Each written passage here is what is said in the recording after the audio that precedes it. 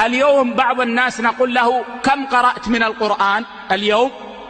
يقول والله اليوم ما قرأت شيء. متى آخر مرة قرأت القرآن؟ يقول يوم الجمعة.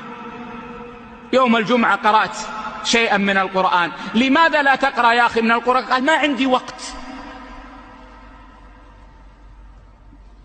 لو حسبنا الوقت الذي يشتغل فيه الناس اليوم بوسائل التواصل الاجتماعي، أقول لو تركوا نصف هذا الوقت لقرأوا 5 أجزاء من القرآن في اليوم.